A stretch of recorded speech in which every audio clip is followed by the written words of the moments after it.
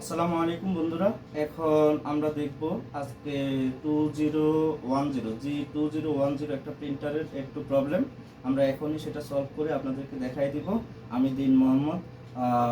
এখন আমি ভিডিওটা শুরু করতে যাচ্ছি। প্রথমে আপনাকে দেখাবো এই প্রিন্টারটাতে, যে ক্যানন G2010 প্রিন্টারটাতে প্রিন্ট দিলে কি আসে। আমরা আগে প্রবলেমটা দেখে নিব। এটা আমার ইউজারের প্রবলেম। আমি একটা টেস্ট প্রিন্ট দিলাম, টেস্ট প্রিন্ট দিয়ে এখন দেখব কি আসে ভিডিওটাতে, প্রিন্টটাতে কি আসে আমরা এটা দেখব এখন।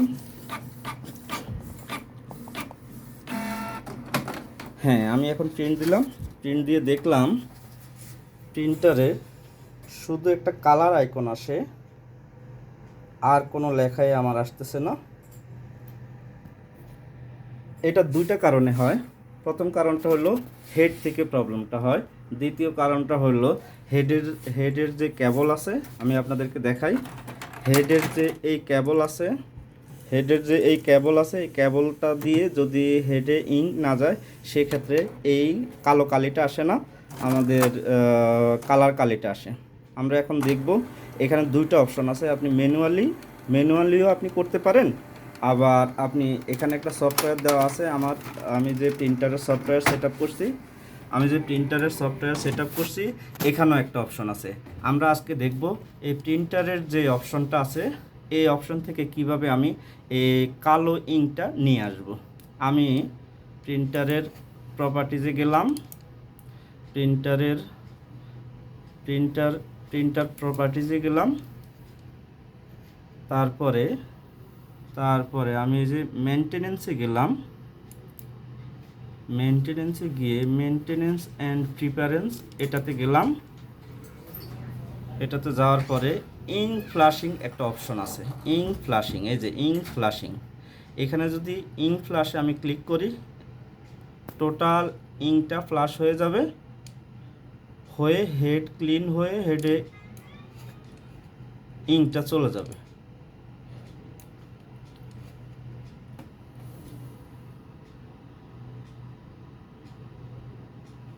উপরের অপশনটা সিলেক্ট রাখবেন আপনারা, তারপরে এক্সিকিউট অপশনে ক্লিক করবেন।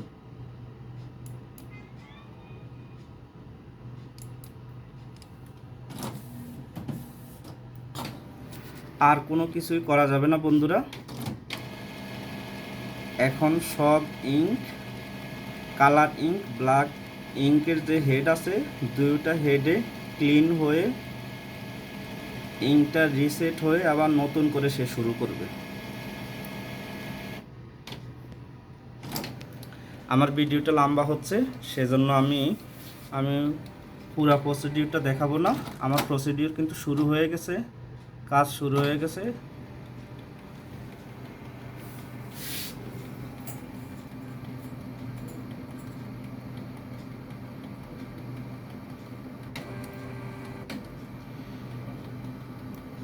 আমি আজকে দেখালাম সফটওয়্যার থেকে কিভাবে ইঙ্ক ফ্লাশিং করা যায়। আমি আরেকটা ভিডিওতে দেখাবো কিভাবে ম্যানুয়ালি ইঙ্ক ফ্লাশ করা যায়।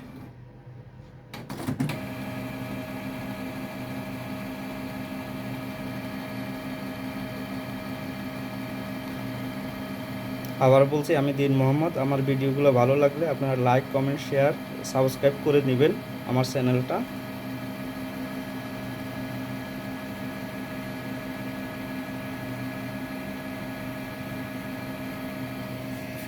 এই যে আগে যে প্রিন্ট আসতো, আগে শুধু একটা কালার উইন্ডোজের লোগো আসতো প্রিন্ট দিলে, টেস্ট প্রিন্ট দিলে।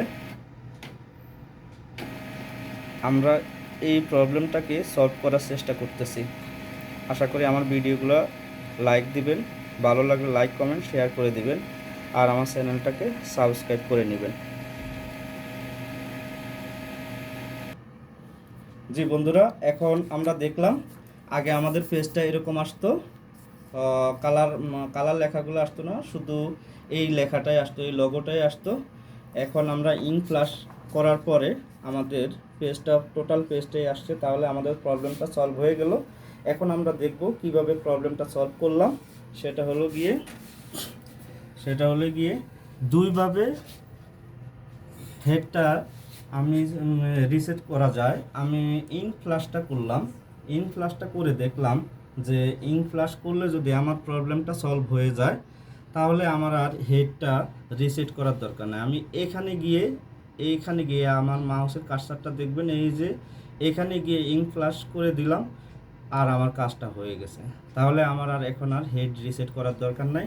তাহলে আমরা এখন কি দেখলাম, কিভাবে ক্যানন G2010 প্রিন্টার সাদা পেজ যদি প্রিন্ট হয়, সাদা পেজ প্রিন্টারে যদি সাদা পেজ প্রিন্ট বের হয় তাহলে আমরা কিভাবে কাজটা করব এতক্ষণ আমরা দেখলাম।